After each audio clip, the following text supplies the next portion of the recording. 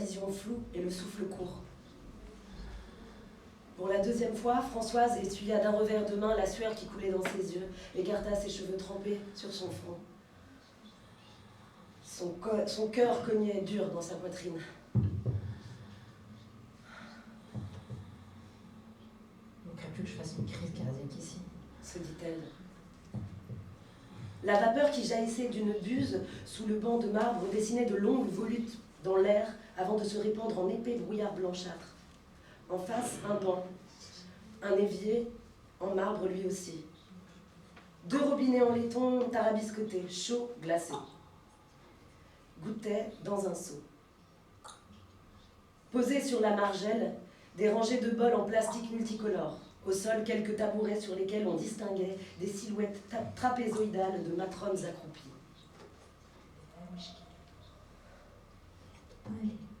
Une des femmes du groupe, justement, se levait. Tout en continuant de jacasser avec ses consoeurs, elle marcha pesamment vers l'évier et saisit l'un des bols, le remplit à plusieurs reprises dans le seau pour le verser sur sa tête, son ventre et ses épaules. Ruissellement, dans un grand clapotage sur les plis de chair bistre, le fluide donnait à sa peau des reflets luisants d'animal marin. Le bain de l'éléphante, pensa méchamment Françoise. À l'exception d'une culotte en coton détendue et trempée, la baigneuse ne portait rien. Ballottant jusque sur son ventre, 2 mamelles larges et plates aux aréoles brunes s'étalaient comme des besaces vides. Françoise se tourna vers Juliette. J'en peux plus, j'y vais aussi. Un peu gênée, elle se leva, marcha jusqu'à l'évier.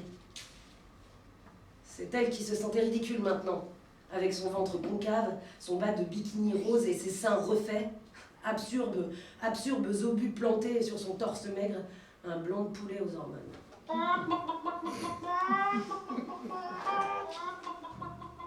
Personne, cependant, ne lui jeta un regard. Allongées au bout du banc, un bras replié sous la nuque, 2 femmes continuaient à discuter tranquillement, nullement incommodées par la chaleur. D'un coup d'œil acéré, qui était chez elle un réflexe, Françoise avait immédiatement scanné leur physique. Âge, taille, poids. Avec dédain, elle avait noté les hanches larges, les cuisses fortes, la poitrine lourde. Pas de doute, ces 2-là affichaient déjà les prémices de ce qu'elles seraient quelques années et quelques enfants plus tard. Des épouses. Des mères. Oh, encore des voilées qui passent leur vie cloîtrée chez elles entre couscous et marmaille. Mais elle avait été surprise, presque vexée de les entendre évoquer leur vie professionnelle. La hiérarchie, de nouvelles responsabilités, les étapes d'une carrière. Elles avaient donc une vie comme la sienne, ces bonnes femmes.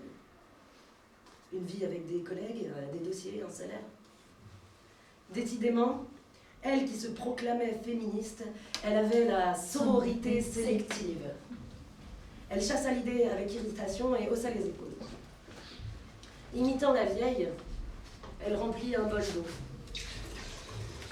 S'aspergea maladroitement 2 ou 3 fois. Assise en face d'elle, les bras entourant les genoux, la tête appuyée contre le mur, Juliette lui sourit. Françoise fut soulagée de ne pas lire dans les yeux de sa fille le dégoût qu'elle avait craint d'y voir. Juliette avait 25 ans. Elle vivait de son côté. Cela faisait une éternité qu'elle ne s'était pas vue nue. Non que Françoise fût spécialement pudique, mais elle se rappelait avec quelle gêne elle avait subi enfant le spectacle de sa mère sous la douche. Elle n'avait jamais compris la manie de se doucher devant une enfant chez cette bourgeoise coincée. Elle se revit, gamine, aux grands yeux attentifs, assise sur le tabouret qu'on lui installait dans la salle de bain, un livre d'images sagement posé sur les genoux. Carrelage immaculé, baignoire en émail, le bidet, et puis cette vue. Cette horrible vue, en contre-plongée. Comme c'était étrange. C'est de là qu'elle venait pourtant. Oui, c'est dans ce ventre-là qu'elle avait pris forme, entre ces cuisses-là, larges comme des piliers d'église. Et maintenant, sa fille était là, née elle aussi de son ventre et de son sexe. Le vrai lignage était là. Cette succession de ventres qui se transmettent en silence le secret de la vie. Jamais elle ne l'avait ressenti aussi clairement que dans ce lieu. C'est Juliette qui avait eu l'idée de cet après-midi au hammam. Entre filles. Avait-elle glissé à sa mère avec un clin d'œil. Quartier turc, immeuble banal, dans un hall peinturluré s'affichaient tarifs et horaires, jour des hommes, jour des femmes, deux mondes séparés. Passé le seuil, un comptoir, un peu plus loin, un vestiaire, simple local aux murs blancs munis de casiers blancs, bancs et miroirs. Françoise et Juliette s'y étaient déshabillées, avaient emprunté un paréo autour des reins. Loin des regards masculins, les corps évoluaient sans chichi, avec un naturel qui surprenait. Pas de doute, les femmes étaient ici, chez elles. L'eau glacée avait fait du bien à Françoise. Elle rendit son sourire à Juliette et vint s'asseoir à ses côtés. Autant qu'elle, mais pour d'autres raisons, sa fille dénotait dans cet univers de harem, avec ses tatouages, ses piercings, ses cheveux rasés. Mais mon Dieu, qu'elle était belle. Tout chez elle était fraîcheur, bourgeon, promesse, tout était neuf, pur, sans autre destination que le plaisir des yeux. Rien d'utilitaire, rien d'usé, rien de fonctionnel, une fleur des champs, belle pour rien et pour personne. Elle avait bien le temps. Lui viendrait bien assez tôt le corps distendu, écartelé, ouvert, recousu, le corps nourricier, vergéturé, abîmé, le corps machine à procréer. François se rappela le père de Juliette. C'est Simagrée, la seule fois où il avait dû subir un examen de la prostate. Ça l'avait bien fait rire Françoise. Tout cinéma pour un doigt dans le... Et nous alors? Nous à qui, dès l'adolescence et toute la vie durant, on enfile doigts, gants, sondes, spéculum, écoutillons et toute la quincaillerie du gynéco. Sans oublier les tampons, stériles, crèmes, gel, ovules, capotes. Sans même parler, pour celles qui ont cette joie, de la grande boucherie de l'accouchement. Forceps, ventouse, incision, déchirure, suture et tout le toutime. C'est qu'il en passe chez nous du monde. Et du matos. Ouais, comme dans un moulin qu'on y entre dans le sexe des femmes. Mieux vaut se faire à l'idée dès le début. Ce n'est pas de notre intimité qu'il s'agit, mais d'une mécanique dont le fonctionnement doit être tenu à l'œil. La société tout entière est là pour veiller à l'usage de notre vagin, de notre utérus et de nos ovules. Curés, médecins, imams, rabbins, juristes, politiciens, sociologues, biologistes, chimistes et pharmaciens, tout cela pour disserter, surveiller, étudier, légiférer sur l'outil de production et les conditions de son utilisation. Ce qui est juste, Ce qui ne l'est pas. Ce qui est pur, Ce qui ne l'est pas. ce qu'on a le droit de vendre, de prêter, de louer, de donner, de congeler ou pas. Il ferait beau voir qu'on fasse tout ce cirque avec leurs bites et leurs spermes à nos amis les hommes. Chez eux, tu parles. Je sème à tout vent et avec la gloire en plus. La porte s'ouvrit. À travers la vapeur, une vieille femme au visage boucané, les cheveux enturbanés dans un foulard multicolore, passa la tête. Passage, Dit-elle en pointant un index dans la direction de Françoise et Juliette. Elles se regardèrent. allez, vas-y, maman. Rigola Juliette. Françoise se leva et suivit la vieille. Le long du couloir, c'était maintenant la cohue. Des groupes de femmes attendaient leur tour, une serviette roulée autour des hanches. Un grand brouhaha d'exclamations, d'interpellations et de rires résonnait sous le plafond voûté. On se passait un pot de rasoul, un gant de crin, on commentait les dernières nouvelles. Manifestement, elles se connaissaient toutes, de près ou de loin. À nouveau, Françoise ressentit un pincement de jalousie. Comme elle se sentait seule tout d'un coup. Comme elle lui faisait envie cette chaude ambiance de gynécée. Comme il devait faire bon de se laisser grossir, de se vautrer dans cet univers clos. Comme il devait être reposant d'avoir une place assignée, des règles claires, un destin tracé, suivre la loi, ne pas se poser de questions. Coucher. Lança la femme en désignant une table de pierre. C'est ça? C'est ça, ricana Françoise, tandis que la vieille entreprenait de lui arracher la peau du dos à grands coups de gants de crin. C'est ça? Et revenir à la féminité ancestrale. Se laisser pousser les poils des jambes, allaiter pendant 2 ans, torcher des gamins dans des linges de lin brut, après avoir épluché des légumes bio, compter les jours de son cycle pour baiser, vivre au rythme de ses menstrues et danser sous la lune, et puis quoi encore? Lança la vieille. Heureusement que Juliette n'était pas tombée dans cette mouvance absurde. Juliette, qui prenait la pilule sans état d'âme depuis ses 15 ans, qui voyageait seule avec un t-shirt et un sac à dos, qui faisait l'amour quand elle le voulait et avec qui elle le voulait, Juliette était libre. Et c'est pourquoi Juliette allait en baver. Sa liberté, elle allait la payer. Ah si. Dit la vieille en lui donnant une claque sur les fesses. Françoise se redressa. Pour la première fois, les 2 femmes se retrouvèrent face à face. Leurs regards se croisèrent. Elles se sourirent. Comme si elle avait lu dans ses pensées, la vieille désigna du menton la salle de vapeur. Ta fille? Oui, Mais quel âge? 25. Mariée? Enfant? Non, pas encore. Bientôt. Plongeant 2 doigts dans un bocal, la femme lui étendit de larges traits d'une boue verte sur le front, le nez et les joues, avant de lui taper sur l'épaule. Fini. Françoise regagna la salle de vapeur. Lorsqu'elle ouvrit la porte, titubante, semi-nue, la peau à vif et le visage grimé de boue, Juliette éclata de rire. Maman, on dirait que t'as fait la guerre. Mais déjà la vieille enturbanée lui faisait signe de la suivre.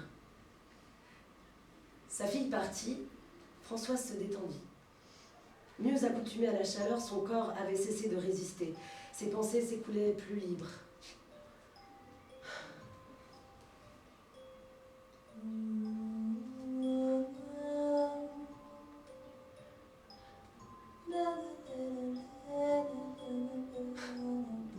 La guerre.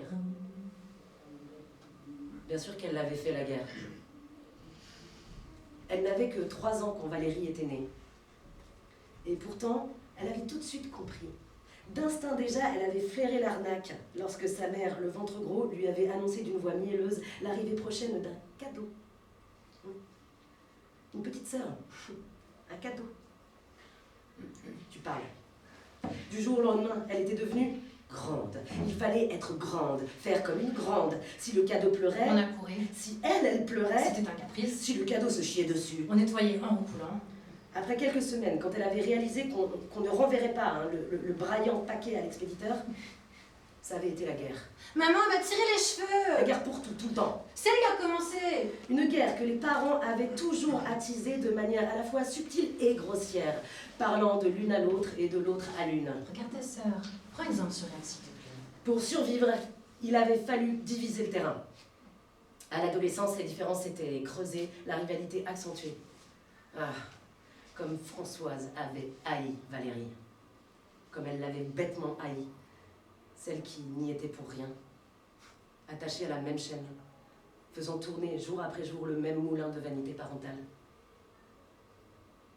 Et dire qu'il avait fallu la perdre pour comprendre, pour se rapprocher, pour apprécier sans préjugés cette autre femelle née du même ventre. La perdre pour réaliser que tout ce petit jeu n'était que le reflet de celui que la société leur imposait à toutes. Se comparer, se jalouser, se détester, se combattre. La porte s'ouvrit et Juliette entra, le visage également barbouillé d'argile. C'est donc qu'elle y va fort, la vieille.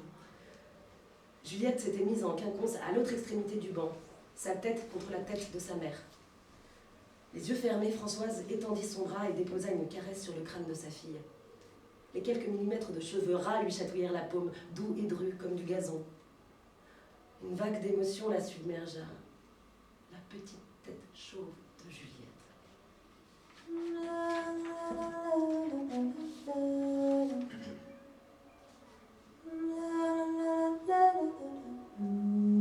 C'est pile 1 mois après la naissance de Juliette qu'on avait découvert la tumeur de Valérie.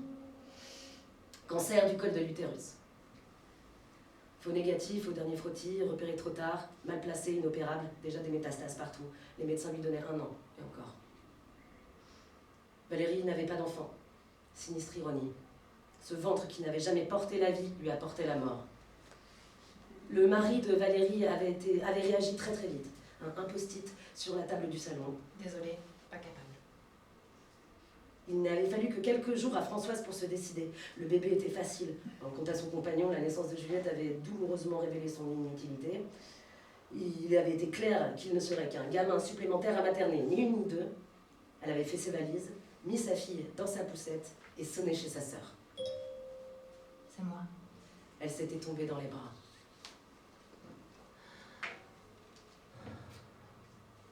Derrière elle, Françoise entendait Juliette respirer paisiblement. Probablement perdue dans ses pensées, elle aussi. Qui sait quel souvenir avait pu se graver dans la jeune âme de cette étrange année entre femmes. Comme dans un mouvement inversé, Valérie avait décliné, tandis que Juliette croissait. Et il y avait quelque chose de poignant, de doux, d'infiniment touchant dans ce contraste. L'une mourait, l'autre naissait. C'était la nature à l'œuvre, simple, éternelle, ni bonne, ni mauvaise. Les jours passés dans cette bulle, presque paisible, rythmée par le traitement de Valérie, le travail de Françoise et les soins de bébé, les deux sœurs bavardaient beaucoup. Il y avait des rires, des découvertes, des indignations, des étonnements, des silences aussi. Juliette était une enfant calme, comme si elle savait que quelque chose d'important se passait. À la fin, quand les souffrances étaient devenues trop pénibles, Françoise avait aidé sa sœur dans les démarches.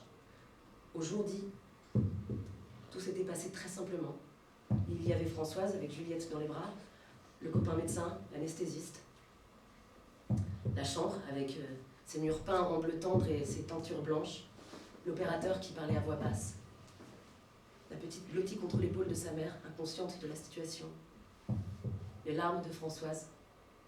Et, après l'injection, la malade avait fermé les yeux, une main dans celle de sa sœur. Françoise poussa un profond soupir. Juliette s'était redressée sur le banc, s'étirait. On y va ? On y va. Elles quittèrent la pièce. Dans le vestiaire, certaines femmes se changeaient, d'autres se maquillaient ou se coiffaient devant les miroirs.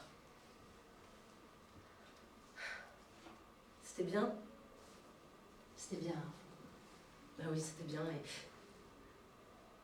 elle allait ajouter quelque chose lorsque son attention fut attirée par une minuscule fillette brune, aux cheveux frisés, sagement assise sur un tabouret au coin de la pièce.